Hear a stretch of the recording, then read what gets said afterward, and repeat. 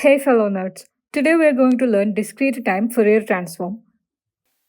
We will be covering representation of aperiodic signals, discrete time Fourier transform, convergence of discrete time Fourier transform, and discrete time Fourier transform for periodic signals.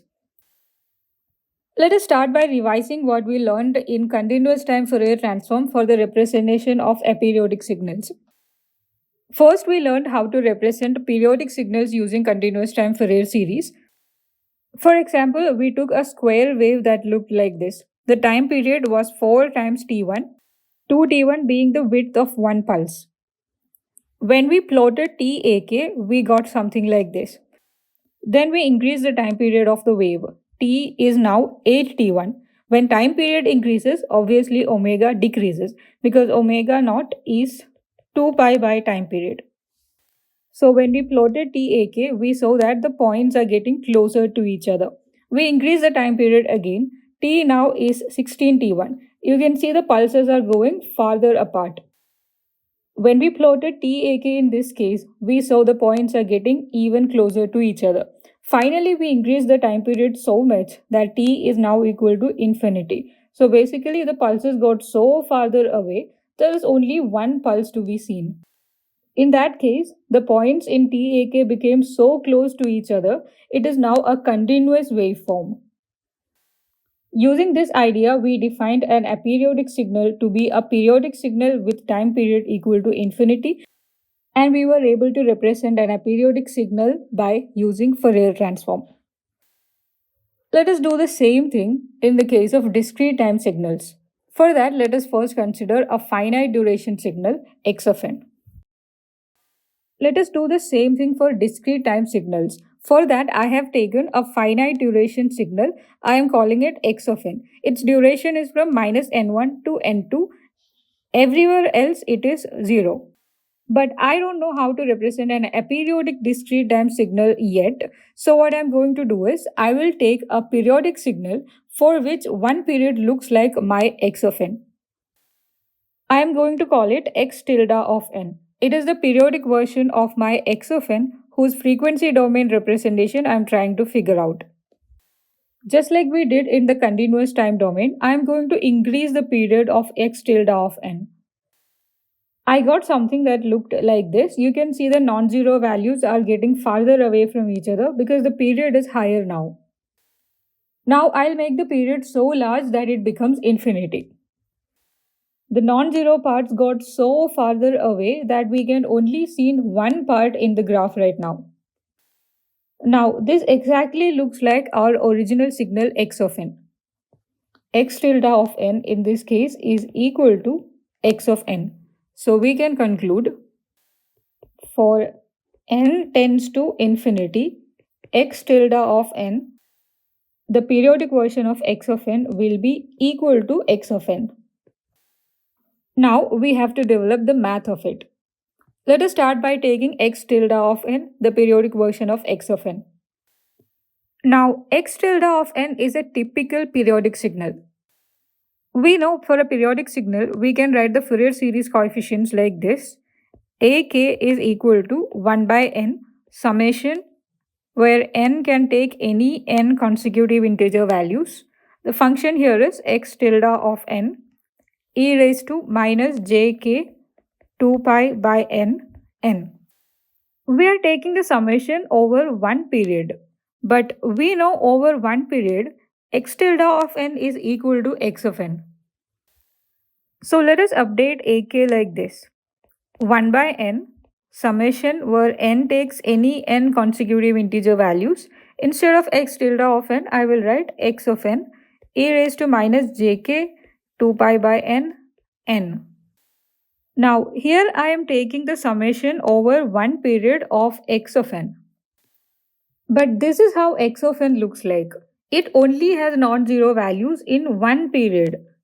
Everywhere else it is 0 anyways. So instead of taking summation over one period, even if I take summation from minus infinity to infinity of x of n, I am going to get the same value. So instead of writing n takes any n consecutive integer values, I am going to write from n equal to minus infinity to infinity because mathematically it doesn't make any change. So we get ak is 1 by n summation where n can take any value from minus infinity to infinity x of n e raised to minus jk 2 pi by n. Here we have k 2 pi by n. 2 pi by n is omega naught. So we have k omega naught here. Let us take k omega naught to be omega. We have done the same thing in continuous time Fourier transform also. Let us bring the n over here to the left hand side of the equation. So we get nak is equal to summation from n equals minus infinity to infinity x of n e raised to minus j k omega naught n. Omega naught here is 2 pi by n. Let us give different values of n to this equation. For n equal to 0, I get x of 0 e raised to minus j k omega naught multiplied by 0. Basically e raised to 0, but let us keep it this way. Plus, for n equal to 1, x of 1 e raised to minus j k omega naught into 1. Plus, I will get x of 2 e raised to minus j k omega naught into 2. It goes on like that.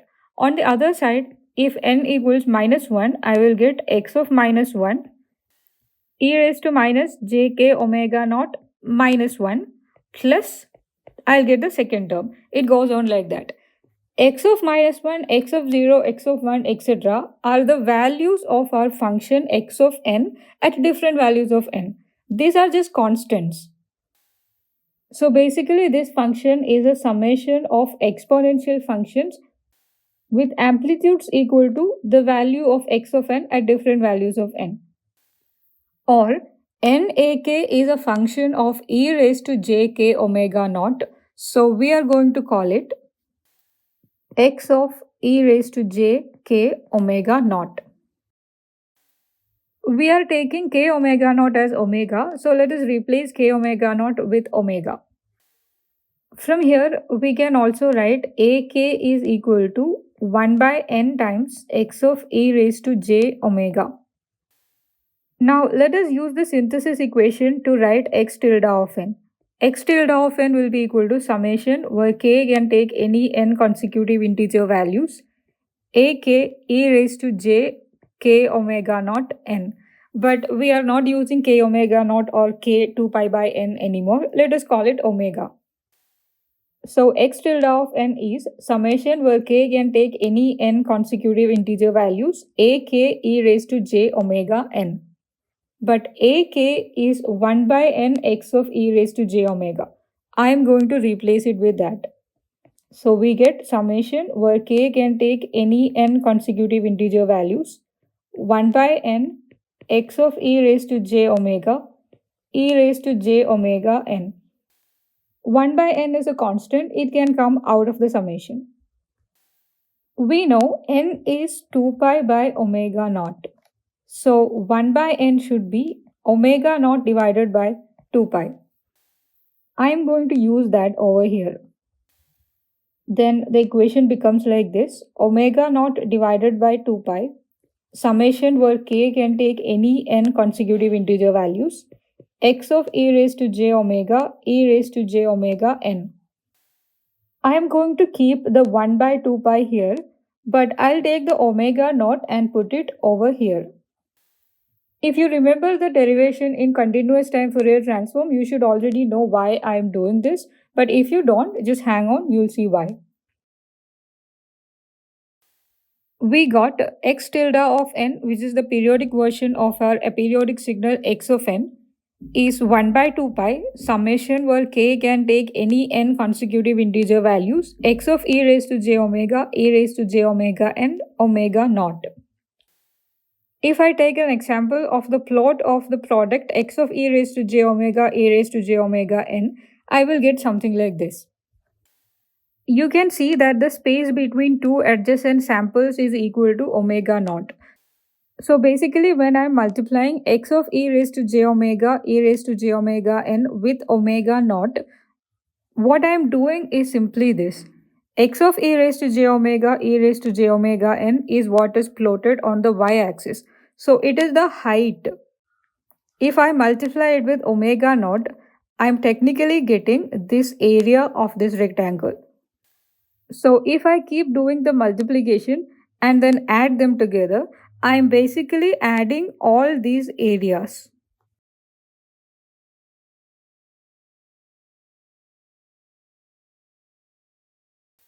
Let us note it down.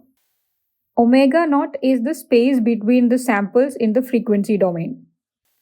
Another interesting thing that you can see over here is that x of e raised to j omega multiplied by e raised to j omega n is periodic. From minus pi to pi, that is throughout an interval of 2 pi, this is how it looks like. You can see after pi it is repeating itself. After minus pi also it is repeating itself. So x of e raised to j omega multiplied by e raised to j omega n is periodic with the period 2 pi.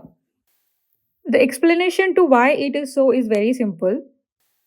Using Euler's formula, we can write e raised to j omega n is equal to cos omega n plus j sin omega n. Period of cos omega n is 2 pi. Period of sin omega n is also 2 pi. So period of e raised to j omega n is 2 pi. Similarly, we can write e raised to j omega is cos omega plus j sin omega. Again, cos omega and sin omega are periodic by 2 pi. So e raised to j omega is also periodic by 2 pi. X of e raised to j omega is a function of e raised to j omega. So it is also periodic with a period 2 pi. So when you take the product of these two, which are both periodic by the period 2 pi, the product is also going to be periodic by a period 2 pi. Assume that for a periodic signal x tilde of n, this is what we get for x of e raised to j omega, e raised to j omega n. We are going to do the same thing that we did in the continuous time domain. We are going to increase the period of x tilde of n. We are going to increase it so much that n becomes infinity and x tilde of n will become equal to x of n. We know omega naught is equal to 2 pi by n. So when n becomes infinity, 2 pi by n will become really small. Omega naught becomes really small. But omega naught is the distance between two adjacent samples. If the distance between them becomes so small, they become so closer that the graph now becomes continuous. It will look like this. For a finite value of n, we wrote the synthesis equation like this. X tilde of n is equal to 1 by 2 pi summation where k can take any n consecutive integer values, n being the period, x of e raised to j omega, e raised to j omega n, omega naught. In the new case, we have taken n becomes infinity. So omega naught becomes really small. Let us call it d omega. Since the graph became continuous, summation will become integration. Here x of e raised to j omega, e raised to j omega n is periodic with a period 2 pi. So the integration will be across an interval of 2 pi. A most important thing is when n tends to be infinity, x tilde of n becomes x of n. So let us rewrite this equation. X tilde of n becomes x of n. So x of n is equal to 1 by 2 pi summation over one period will become integration over one period. One period is 2 pi. So integration over any interval of 2 pi x of e raised to j omega multiplied by e raised to j omega n. Omega naught became so small, we are calling it d omega. So we have a d omega over here. This is how we represent our aperiodic signal x of n in the frequency domain. We got two equations. X of e raised to j omega is summation from n equals minus infinity to infinity x of n e raised to minus j k omega naught n. Or you can write e raised to minus j omega n. This is called the Fourier transform of the aperiodic signal x of n. The second equation we got is x of n is equal to 1 by 2 pi integral over a period of 2 pi x of e raised to j omega e raised to j omega and d omega. This is called the inverse Fourier transform. Together we can call them the discrete time Fourier transform pair. We call this one the synthesis equation and we call this one the analysis equation. So we learned that an aperiodic signal x of n can be considered as a combination of complex exponentials. If you take a look at this equation, you can see you are taking summation of e raised to j omega n. But since omega naught is so small in this case, the summation became integration. So to make this sentence more correct, we can write it like this. X of n is a linear combination of complex exponentials. They are infinitesimally close in frequencies. We have e raised to j omega n, which is the complex exponential we're talking about. It is e raised to j k omega naught n. So for different values of k, we have the exponentials e raised to j omega naught n, e raised to 2j omega naught n, e raised to 3j omega naught n, etc. But since omega naught is so small, 1 omega naught will be very close to 2 omega naught and 3 omega naught. That is why it is written they are infinitesimally close in frequencies. That is how this became continuous, and instead of summation, we decided to take integration. Also, these complex exponentials are multiplied by x of e raised to j omega 1 by 2 pi and d omega. So we can write these have amplitudes x of e raised to j omega d omega by 2 pi. So basically you have an e raised to j k omega naught n. You're multiplying it with x of e raised to j omega. You're multiplying it with d omega. You're multiplying it with 1 by 2 pi. And we are taking a linear combination of this over an interval. But since they are so close to each other, instead of taking a summation, we'll take an integration. Now, x of e raised to j omega therefore gives us the information on how x of n is composed of complex exponentials at different frequencies. Because of this reason, we can call it the spectrum of x of n, just like we did in the continuous time domain. Let us have a small comparison between discrete time Fourier transform and discrete time Fourier series. For the synthesis equation of discrete time Fourier series, I have taken x tilde of n, which is the periodic version of x of n. So we can say that x of n is equal to x tilde of n over one period. In that case, we learned ak will be equal to 1 by n times x of e raised to j omega. This relates the analysis equation of discrete time Fourier transform and discrete time Fourier series. Now let us compare discrete time Fourier transform with continuous time Fourier transform. The basic and the most important difference between them is this. For the synthesis equation in the discrete time domain, we are taking the integration across a period of 2 pi. But in the continuous time domain, we are taking from minus infinity to infinity. This is because the discrete time Fourier transform x of e raised to j omega is periodic with a period 2 pi. Let us write it down.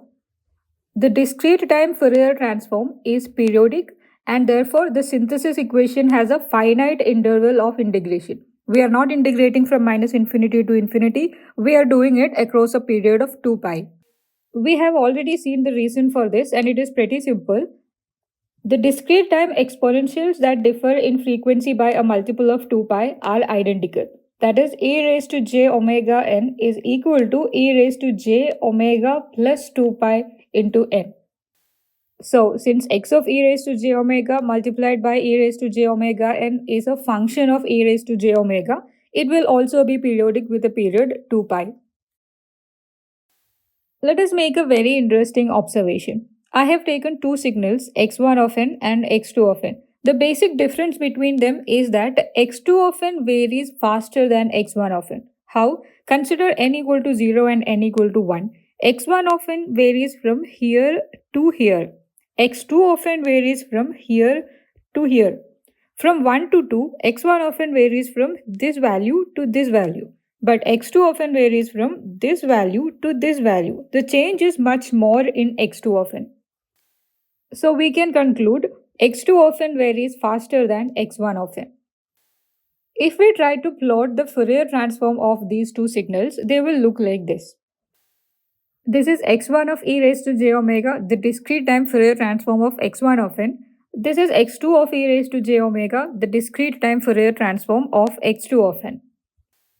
We can see a very fundamental difference between x1 of e raised to j omega and x2 of e raised to j omega. x1 of e raised to j omega is concentrated near even multiples of pi.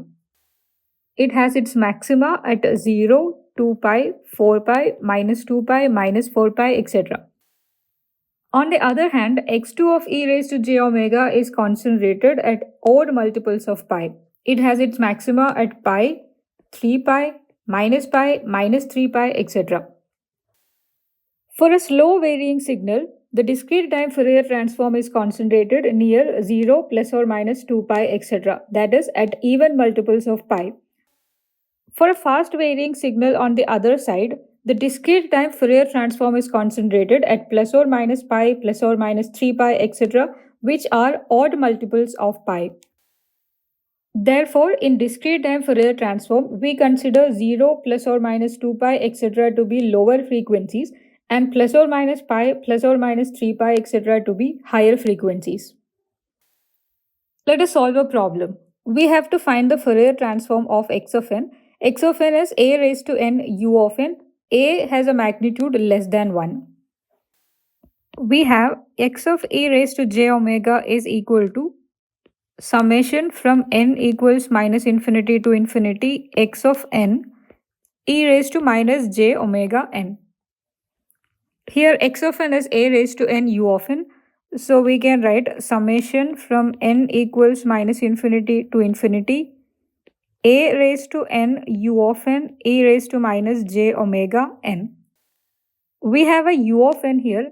U of n is 0 for every n less than 0. It is 1 for every n greater than or equal to 0. So we don't have to take summation from minus infinity. We will simply take summation from n equal to 0. So we get summation from n equals 0 to infinity a raised to n. From 0 to infinity, u of n is 1, e raised to minus j omega n. We can write it like this. Summation from n equals 0 to infinity, a e raised to minus j omega, the whole raised to the power n. If you give n equal to 0, you get a e raised to minus j omega to the power 0, which is 1. Plus, if you give n equal to 1, you get a e raised to minus j omega. Plus, if you give n equal to 2, you get a e raised to minus j omega to the power 2.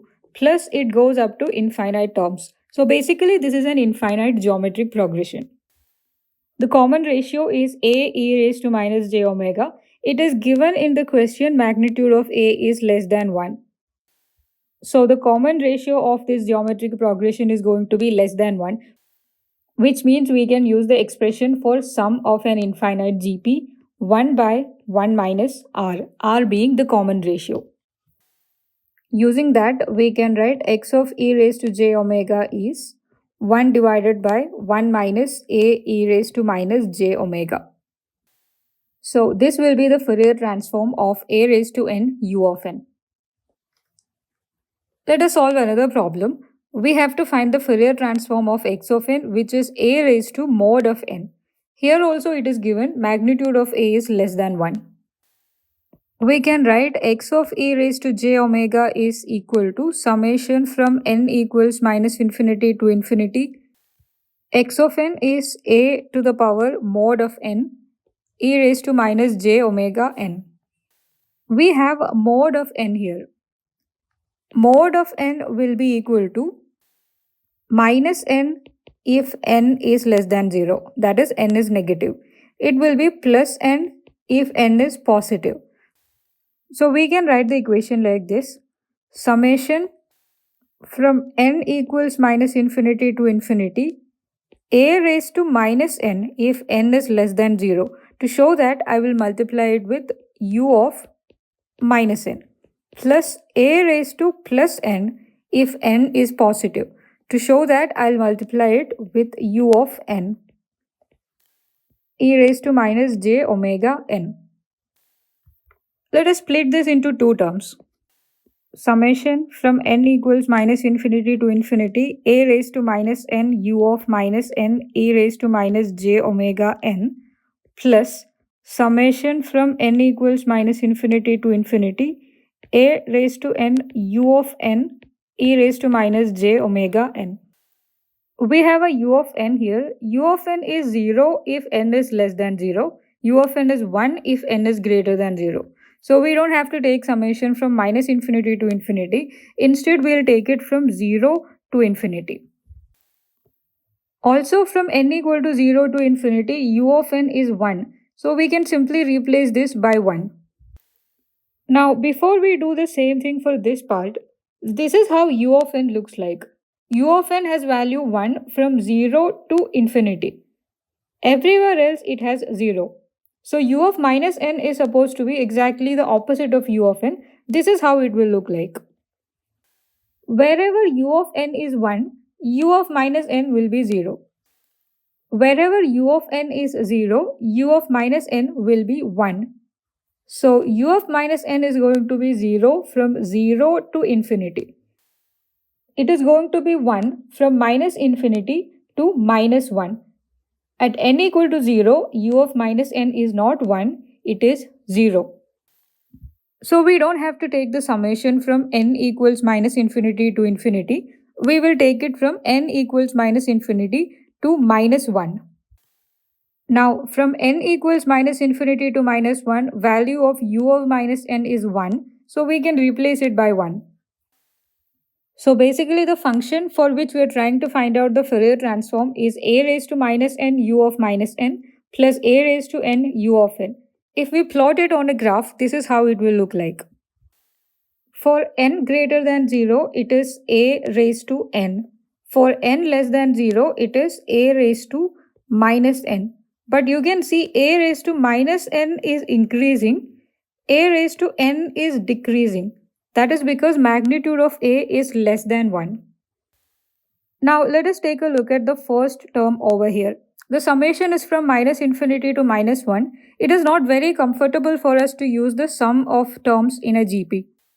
So we are going to use our trick. Take minus n is equal to m. Then this becomes summation. When n equals minus infinity, m will be plus infinity. So we can write from m equals infinity. When n is minus 1, m will be plus 1.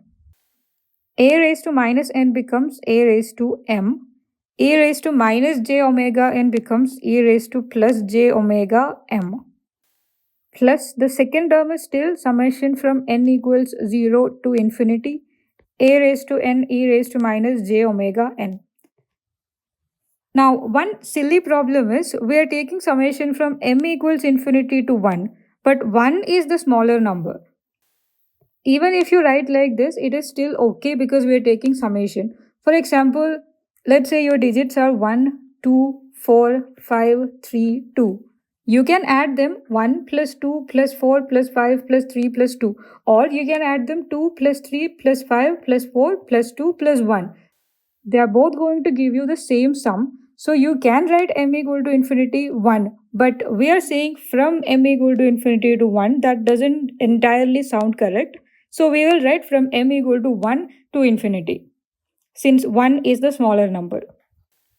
Now we can write it like this. Summation from m equals 1 to infinity, a e raised to j omega to the power m plus summation from n equals 0 to infinity a e raised to minus j omega to the power n. This is going to be a GP, this is going to be a GP. In the first case, common ratio is a e raised to j omega. But since magnitude of a is 1, here r is going to be less than 1. In the second case, common ratio is a e raised to minus j omega. Here also, since magnitude of A is less than 1, R is going to be less than 1. So in both cases, we can consider them as infinite geometric progressions with common ratio less than 1. For the first one, the lower limit is m equals 1. So the first term is going to be a e raised to j omega to the power 1 plus second term will be a e raised to j omega square. It goes on like that. In such a case, the sum of GP is going to be a divided by 1 minus r or a multiplied by 1 by 1 minus r. Here a is the first term of the GP, which is a e raised to j omega. R is the common ratio, which is also a e raised to j omega. So using this, we can write the sum is going to be a e raised to j omega divided by 1 minus a e raised to j omega. For the second term, the lower limit is n equals 0. So first term is going to be a e raised to minus j omega to the power 0, which is 1, plus a e raised to minus j omega to the power 1. It goes on like that. So here the first term is 1. Common ratio is a e raised to minus j omega.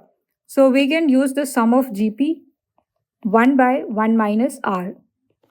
So we get 1 divided by 1 minus a e raised to minus j omega. Let us add these two. A e raised to j omega multiplied by 1 a e raised to j omega. A e raised to j omega multiplied by minus a e raised to minus j omega. E raised to j omega multiplied by e raised to minus j omega is 1. So we get minus a square plus 1 minus a e raised to j omega multiplied by 1 is 1 minus a e raised to j omega divided by the product of these two. It is going to be 1 minus a e raised to minus j omega minus a e raised to j omega plus a square. Now a e raised to j omega minus a e raised to j omega, they can be cancelled. So on the numerator, we have 1 minus a square. Here we have minus a e raised to minus j omega minus a e raised to j omega. I am going to write it as minus a multiplied by e raised to minus j omega plus e raised to j omega. Using Euler's formula, we know e raised to minus j omega is cos omega minus j sin omega. E raised to j omega is going to be cos omega plus j sin omega. So if you add both of them, the imaginary part will get cancelled and you will get 2 cos omega. So instead of this, we can write 2 cos omega. That will give us the final expression for x of e raised to j omega. It is 1 minus a square divided by 1 minus 2a cos omega plus a square. If we plot this on a graph, this is how it will look like.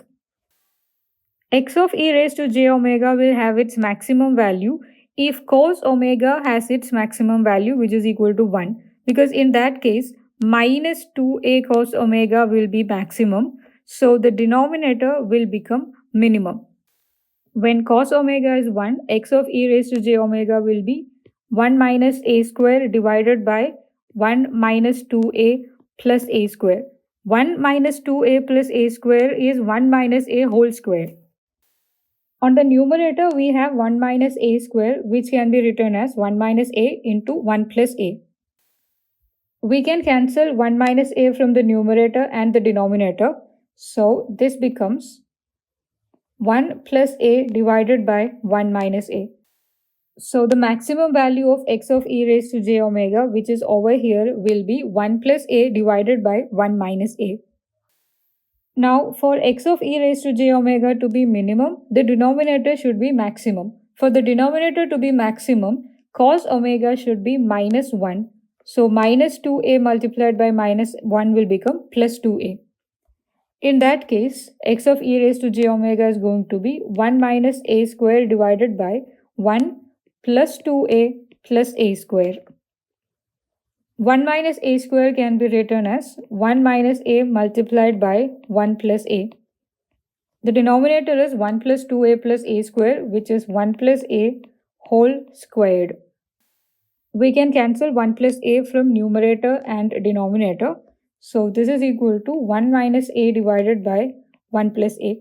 So the minimum value of x of e raised to j omega, which is over here, will be 1 minus a by 1 plus a. Let us solve another problem. We have to find the Fourier transform of a rectangular pulse called x of n. X of n is 1 where magnitude of n is less than or equal to n1, and it is 0 wherever magnitude of n is greater than n1. So on a graph it will look like this. Between minus n1 and plus n1 we have 1, everywhere else we have 0. To find the Fourier transform, let us write x of e raised to j omega is summation from n equals minus infinity to infinity x of n e raised to minus j omega n. But x of n only has non-zero values between minus n1 and plus n1. So we will take the summation from n equals minus n1 to plus n1. Between minus n1 and n1, x of n is only 1. So 1 times e raised to minus j omega n. Now this is a geometric progression. So we can use the expression to find the sum of a GP to find this sum. Here the lower limit is not equal to 0, so the first term is not going to be 1. Also the upper limit is not infinity, so there are no infinite terms. This is a finite GP. So the sum is going to be of this form: a multiplied by 1 minus r raised to n divided by 1 minus r. A is the first term, r is the common ratio, n is the total number of terms. Here the lower limit is minus n1, upper limit is n1. So the total number of terms n is going to be upper limit minus lower limit plus 1. That is 2n1 plus 1. A is the first term. To get it, we have to give n equals minus n1. So we get a is equal to e raised to minus j omega multiplied by minus n1 will be plus j omega n1. To get the second term, we have to give n equals minus n1 plus 1. If we do that, we get the second term is e raised to minus j omega minus n1 plus 1. That is e raised to plus j omega n1 multiplied by e raised to minus j omega. So the second term is first term multiplied by e raised to minus j omega, which means e raised to minus j omega is our common ratio r. Using all of these, we can write the summation. A is e raised to j omega n1 multiplied by 1 minus r is e raised to minus j omega to the power n is 2n1 plus 1 divided by 1 minus r is e raised to minus j omega. So we can write x of e raised to j omega, or the Fourier transform of x of n is e to the power j omega n1 multiplied by 1 minus e raised to minus j omega raised to the power 2n1 plus 1 is e raised to minus j omega multiplied by 2n1 plus 1 divided by 1 minus e raised to minus j omega. Let us take this part. Let us call omega into 2n1 plus 1 as p for now. Now, from both these terms, I am going to take e raised to minus j p by 2 out. If I do that, this will become e raised to j omega n1 multiplied by e raised to minus j p by 2. 1 will become e raised to plus j p by 2. So that when we multiply these two, we will get 1. Minus e raised to minus jp will become e raised to minus jp by 2. So that when we multiply this with e raised to minus jp by 2, we will get e raised to minus jp. Now, if you expand e raised to jp by 2 and e raised to minus jp by 2 using Euler's formula, their difference will give you 2j sine p by 2. But p is omega times 2n1 plus 1. Let us replace p by that. Here we have e raised to j omega n1 multiplied by e raised to minus j p by 2. That is e raised to j omega n1 multiplied by e raised to minus j p is omega 2n1 plus 1 divided by 2.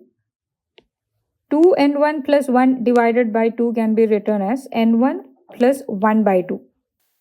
Now we can combine these two terms by adding their exponents. So we get e raised to j omega. From the first term we have n1. From the second term we have minus n1 minus 1 by 2. n1 and minus n1 gets cancelled. Then this becomes e raised to minus j omega by 2. So this product can be replaced by e raised to minus j omega by 2. Now let us take the denominator 1 minus e raised to minus j omega. I am going to take e raised to minus j omega by 2 as common from both terms.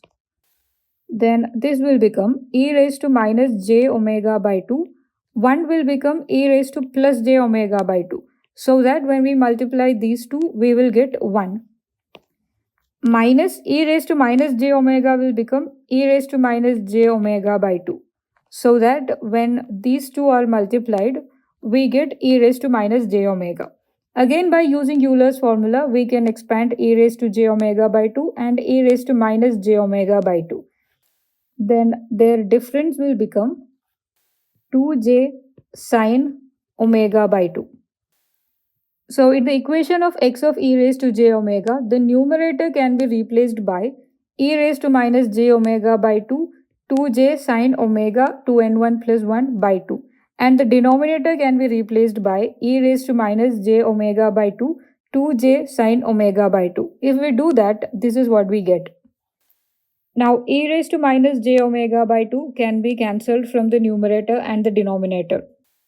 2j can be cancelled from the numerator and the denominator.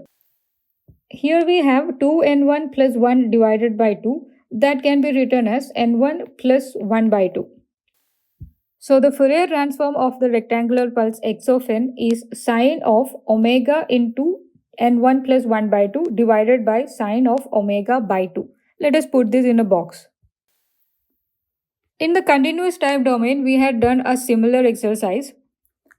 For a rectangular pulse x of t, we found x of j omega. It was 2 sine omega t1 divided by omega. In the discrete time domain, we got sine of omega into n1 plus 1 by 2 divided by sine of omega by 2. The basic difference between these two is that the first one is aperiodic and the second one is periodic with a period 2 pi. In the first case, x of j omega is not repeating, it goes on decreasing like this. In the second case, you can see between minus pi and plus pi, this is how it looks like. After pi, it is starting to repeat itself. After minus pi also, it is repeating itself. So we can say x of e raised to j omega is periodic with a period 2 pi. Let us now move on to the convergence of discrete time Fourier series. I have the analysis equation and synthesis equation. We will check their convergence separately. Let us start with the analysis equation. Now, when we say x of e raised to j omega should be converging, what we mean is it should be absolutely summable, which means the magnitude of the summation should be a finite value. So we can write for x of e raised to j omega to converge, the magnitude of summation from n equals minus infinity to infinity, x of n e raised to minus j omega n should be finite or less than infinity. If this is so, then we can write summation from n equals minus infinity to infinity, magnitude of x of n e raised to minus j omega n should also be less than infinity or a finite value. Here we have e raised to minus j omega n. E raised to minus j omega n using Euler's formula is cos omega n minus j sine omega n. So magnitude of e raised to minus j omega n will be magnitude of cos omega n minus j sine omega n, which is equal to root of cos square omega n plus sine square omega n. This is root of 1 or 1. So magnitude of e raised to minus j omega n is 1 anyway. Let us remove it. So we can write the condition for convergence of the analysis equation is summation from n equals minus infinity to infinity. Magnitude of x of n should be finite or less than infinity. That means for x of e raised to j omega to converge to a finite value, the signal x of n should be absolutely summable. Assume that summation from n equals minus infinity to infinity, magnitude of x of n is less than infinity. Then if we take summation from n equals minus infinity to infinity, magnitude of x of n squared, this will also be less than infinity and will be a finite value. But this is what we call the energy of the signal x of n. So this means energy of the signal is finite. We can define that as a condition for x of e raised to j omega to converge. We can say that the analysis equation will converge if the signal has finite energy. Let us now move on to the synthesis equation. The most important property of the synthesis equation is that it is periodic with a period 2 pi. The integration is finite. The integration is only through a period of 2 pi. Since the integral is over a finite interval, the magnitude of this is always going to be less than infinity. The magnitude of this is always going to be a finite value, so we don't have to worry about any convergence issue in the case of synthesis equation. Assume we are taking the integration across an interval, magnitude of omega is less than w, that is from minus w to plus w. Then the output we get will be 1 by 2 pi integral, we are integrating from minus w to plus w, x of e raised to j omega, e raised to j omega n d omega. Now, if w is equal to pi, then this becomes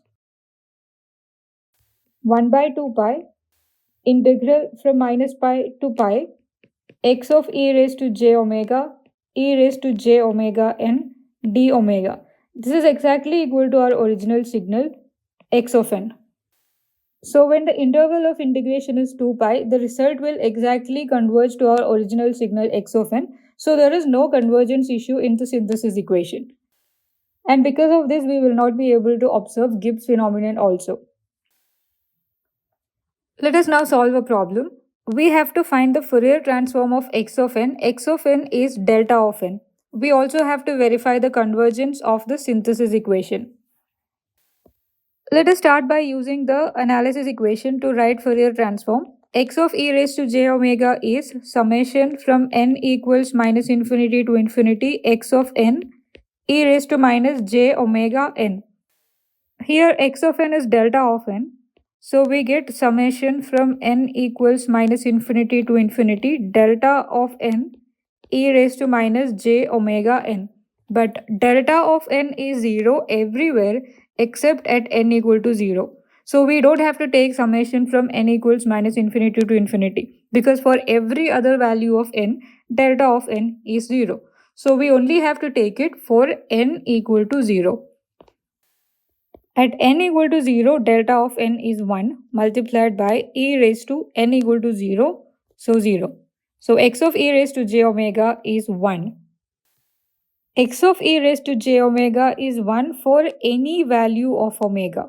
So we can write Fourier transform of delta of n consists of equal contributions at all frequencies. On a graph, this is how it will look like. Now we have to check the convergence of the synthesis equation. For that, I will start by taking the integration from minus w to plus w. So the result is going to be 1 by 2 pi integral from minus w to plus w x of e raised to j omega e raised to j omega n d omega. We already found x of e raised to j omega is just 1. So we can replace this by 1. So we get 1 by 2 pi integral from minus w to w e raised to j omega n d omega. We have to do the integration. 1 by 2 pi integral of e raised to j omega n with respect to the variable omega. So the coefficient here is jn. We'll get 1 by jn e raised to j omega n, giving the limit from minus w to plus w. So this becomes 1 by j 2 pi n, giving the upper limit e raised to j w n minus giving the lower limit e raised to minus j w n. We can use Euler's formula to expand these two. So the difference is going to be 2j sine wn. So we get 1 by j 2 pi n multiplied by 2j sine wn. We have 2j here and 2j here, they can get cancelled. So the result of this integration is going to be sine wn divided by pi n. We have to check if this will converge to our original signal x of n or not. For that, we are going to plot sine wn divided by pi n for different values of w. I will start with w is equal to pi by 4. In that case, the plot will look like this. Our original signal is delta of n. This is definitely not equal to delta of n. Let us take a different value of w. I will take w is equal to pi by 2. Then sine wn by pi n will become sine pi n by 2 by pi n. If we plot that, this is how it will look like. Again, this is entirely different from our original signal delta of n. I'll take a different value for w. Let w be equal to pi. Now, if you plot the result, this is how it will look like. When w is equal to pi, sine wn by pi n will be of the form sine pi n divided by pi n. Let us take any value of n that is not equal to 0. For example, n equal to 2. You will get sine 2 pi divided by 2 pi. Sine 2 pi is 0, so this will become 0. This is what is going to happen for every value of n that is not equal to 0. It will be sine of a multiple of pi divided by a multiple of pi. Sine of a multiple of pi is always equal to 0. So at all these points, you get 0. But at n equal to 0, this will be of the form 0 divided by 0. So we cannot directly give n equal to 0. We'll have to apply L'Hospital's rule. That is, we'll take the derivative of the numerator and the denominator and then give n equal to 0. So derivative of the numerator is going to be pi cos pi n divided by derivative of the denominator is pi. So pi and pi gets cancelled. If you give n equal to 0, this is cos 0 or 1. So only at n equal to 0, you get sine pi n by pi n is 1. At every other value of n, you get 0. And this time the resultant is exactly equal to our original signal delta of n. So we can say that at w is equal to pi, the synthesis equation exactly converges to our original signal delta of n. Now that we learned how to represent aperiodic signals in the frequency domain using Fourier transform, let us confirm if we can use Fourier transform to represent periodic signals also. We learned for periodic signals we can use Fourier series. But if we can use Fourier transform for periodic signals also, then we can consider both periodic and aperiodic signals within one unified context. In fact, it is possible to develop Fourier transform representations for periodic signals as well. In the continuous time domain, we started by taking the Fourier transform of e raised to j omega naught t to be 2 pi delta of omega minus omega naught. That is, an impulse function at omega naught whose magnitude is 2 pi. On a graph, it looks like this. But the fundamental difference between continuous time Fourier transform and discrete time Fourier transform is that the discrete time Fourier transform is periodic with a period 2 pi. So if we try to find out the Fourier transform of e raised to j omega naught n, which is the discrete time version of e raised to j omega naught t, It is also going to have one impulse at omega naught with magnitude 2 pi, but since discrete time Fourier transform is periodic with a period 2 pi, this has to repeat at every interval of 2 pi. So it will look like this. We have an impulse at omega naught, we have one at omega naught plus 2 pi, we have one at omega naught minus 2 pi, at omega naught minus 4 pi, it goes on like that on both sides. So mathematically we can write like this. Fourier transform of e raised to j omega naught n is going to be summation from L equals minus infinity to infinity 2 pi delta of omega minus omega naught plus 2 pi L. In fact, this is a periodic impulse train with period 2 pi. If you give L equal to 0, the function will be 2 pi delta of omega minus omega naught. That is, we have an impulse at omega naught whose magnitude is 2 pi, which is what we have over here. If you give L equal to 1, it will be 2 pi delta of omega minus omega naught plus 2 pi. This is an impulse at omega naught plus 2 pi with magnitude 2 pi, which is what we have over here. Now, if you give L equals minus 1, you will get 2 pi delta of omega minus omega naught minus 2 pi. That is, we have an impulse at omega naught minus 2 pi whose magnitude is 2 pi, which is what we have over here. So basically this equation is taking a summation of all of these together so that we get x of e raised to j omega, the discrete time Fourier transform of e raised to j omega naught n.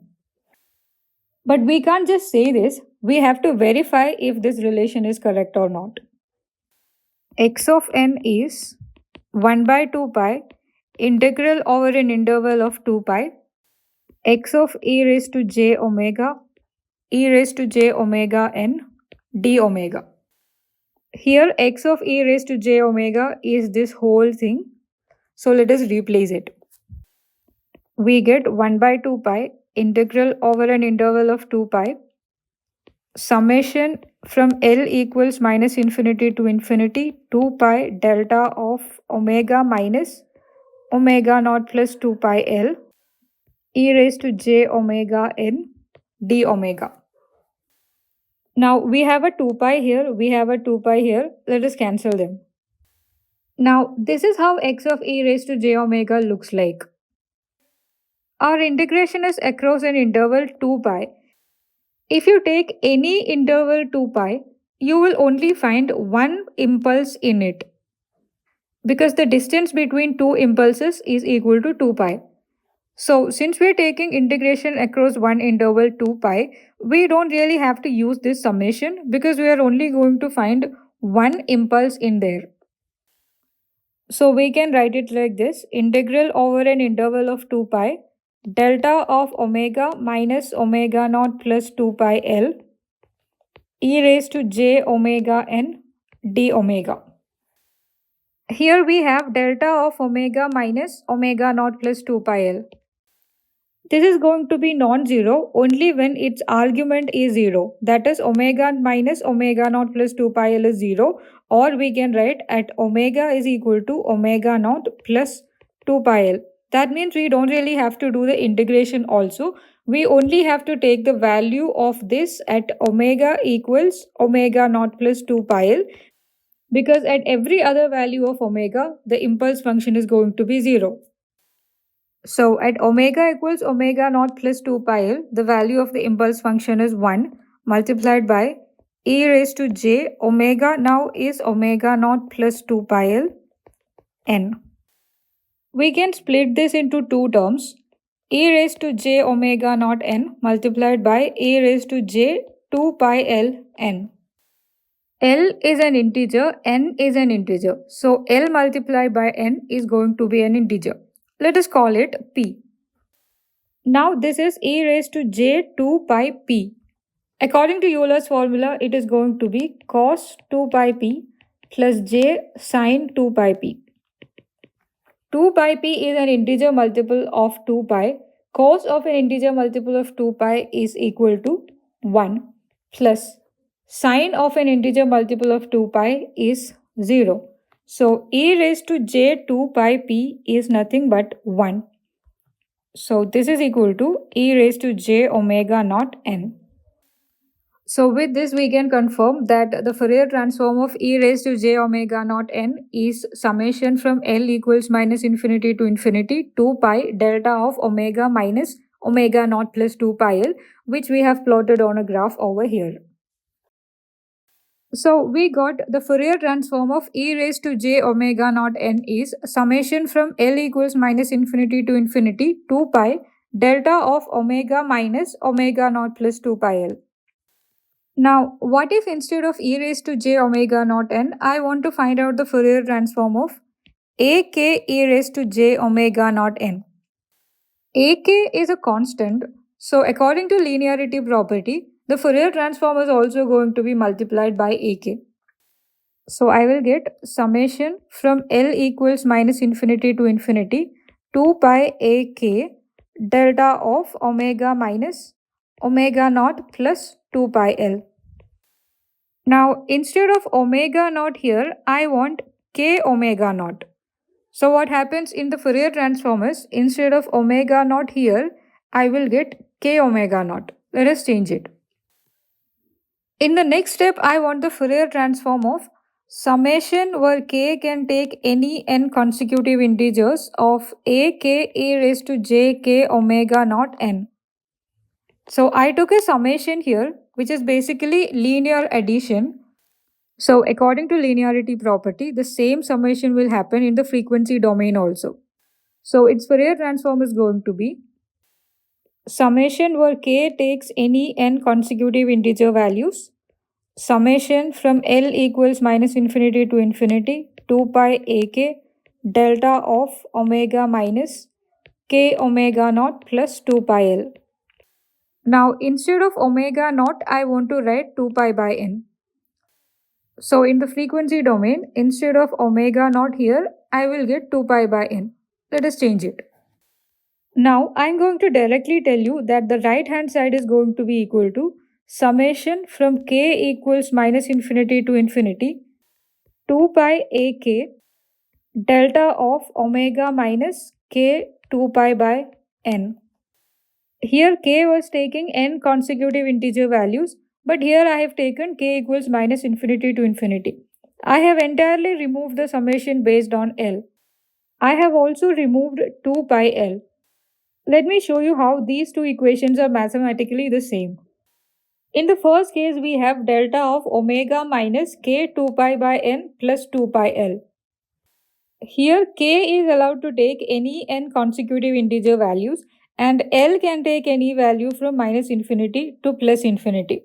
In the second case, we have delta of omega minus k 2 pi by n.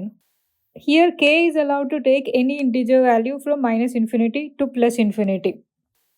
In the first case, we have 2 pi ak delta of omega minus something. So basically we are saying we have so many impulses of magnitude 2 pi ak at every k 2 pi by n plus 2 pi L, where k can take any n consecutive integer values, L can take any integer values from minus infinity to plus infinity. So in that case, impulses are found at k 2 pi by n plus 2 pi L. In the second case, we have omega minus k 2 pi by n, and k is taking any integer value from minus infinity to plus infinity. So in that case, the impulses are found at k 2 pi by n, where k can take any integer value from minus infinity to plus infinity. K 2 pi by n plus 2 pi L. Let us take 2 pi as common. So 2 pi multiplied by k by n plus L. We are talking about discrete time signals here, so we will only get values at k by n plus L being integers. Here k can take any n consecutive integer values, L can take any integer value from minus infinity to infinity. So basically in the first case we are getting impulses at every multiple of 2 pi. Do we really have to take two separate variables and two separate summations to show this? Can't we just take k 2 pi by n and let k be any integer from minus infinity to plus infinity? In that case also the impulse will come at every multiple of 2 pi. So instead of making it complicated like this, we can simply write summation where k takes any integer value from minus infinity to infinity, 2 pi ak delta of omega minus k 2 pi by n. So in this case also you will be getting impulses of magnitude 2 pi ak at every integer multiple of 2 pi by n. So we can conclude that for summation where k can take any n consecutive integer values ak e raised to jk 2 pi by n, the Fourier transform is summation where k takes any integer value from minus infinity to infinity 2 pi ak delta of omega minus k 2 pi by n. But in discrete time Fourier series, we have learned any periodic signal can be written of this form. So basically, using this expression, we can find the Fourier transform of any periodic signal. Let us put this result in a box. Let us solve a problem based on this. We have to find the Fourier transform of x of n. X of n is cos omega naught n. Using Euler's formula, we can write cos omega naught n will be equal to e raised to j omega naught n plus e raised to minus j omega naught n divided by 2. We can also write it like this: 1 by 2 e raised to j omega naught n plus 1 by 2 e raised to minus j omega naught n. Now this corresponds to k equal to 1. This corresponds to k equal to minus 1. Now this can be directly found by using this result. We know for e raised to j omega naught n, the Fourier transform is of this form. What we have here is e raised to j omega naught n and e raised to minus j omega naught n. So we can write x of e raised to j omega is going to be, for the first part, half times summation from L equals minus infinity to infinity 2 pi delta of omega minus omega naught plus 2 pi L, plus for the second term half times summation L equals minus infinity to infinity 2 pi delta of omega minus omega naught plus 2 pi L. Minus omega naught because here we have minus omega naught. There is a 2 here, there is a 2 here, they can be cancelled. There is a 2 here and there is a 2 over here, they can be cancelled. So from the first term, this is what we understand. There are impulses of magnitude pi and they are at every omega naught plus 2 pi L, where L can take any integer value. So there will be an impulse of magnitude pi at omega naught. There will be one at omega naught plus 2 pi. There will be one at omega naught plus 4 pi, that is 2 pi. It goes on like that. On the other side, we'll have one at omega naught minus 2 pi, and it goes on like that. So on a graph, we can show it like this. We have an impulse of magnitude pi at omega naught. We have another one at omega naught plus 2 pi. We'll have another one at omega naught plus 4 pi. On the other side, we have one at omega naught minus 2 pi. We'll have another one at omega naught minus 4 pi. It goes on like that. According to the second term, there are impulses of magnitude pi at every minus omega naught plus 2 pi L. So at minus omega naught, you will have 1. Minus omega naught plus 2 pi, there will be 1. At minus omega naught plus 4 pi, there will be 1. On the other side, minus omega naught minus 2 pi, you will have 1 there. If we show that on the graph, it will look like this. We have one impulse at minus omega naught, the next one at minus omega naught plus 2 pi, the next one is going to be at minus omega naught plus 4 pi. On the other side, here we have one at minus omega naught minus 2 pi, the next one is going to be at minus omega naught minus 4 pi. It goes on like that. So this is how the Fourier transform of cos omega naught n looks like. The major difference between the Fourier transform of cos omega naught t is that this one is periodic with a period 2 pi. Let us solve another problem. We have to find the Fourier transform of discrete time periodic impulse stream. It is given mathematically like this: summation from k equals minus infinity to infinity, delta of n minus kn. So we have an impulse at every multiple of n. On a graph, x of n will look like this. In the previous question, we directly used this result because we could write cos omega naught n as a function of e raised to j omega naught n and e raised to minus j omega naught n. So it was easier for us to directly use this and find the Fourier transform. But over here, we'll have to use this expression that we learned to find the Fourier transform of periodic signals. But to use this, we need to know AK. So first we are going to find out AK, or Fourier series coefficients of a discrete time periodic impulse train. We know AK is given by 1 by n, summation where n can take any n consecutive integer values, x of n e raised to minus jk 2 pi by n. The summation should be across one period. As an example, let us take from 0 to n minus 1. So this will become 1 by n, summation from n equals 0 to n minus 1, x of n e raised to minus jk 2 pi by n. Let us take a look at our signal x of n. From n equals 0 to n minus 1, there is only one value of n where we get a non-zero value for x of n. That is at n equal to 0. So we don't really have to take the summation from n equal to 0 to n minus 1, because for every other value of n, x of n is 0. So we will write 1 by n. At n equal to 0, x of n is 1 multiplied by e raised to n is 0, so e raised to 0. So basically ak is 1 by n. Now that we have ak, we can use it over here to find the Fourier transform of our periodic impulse train. So x of e raised to j omega is summation from k equals minus infinity to infinity 2 pi ak is 1 by n,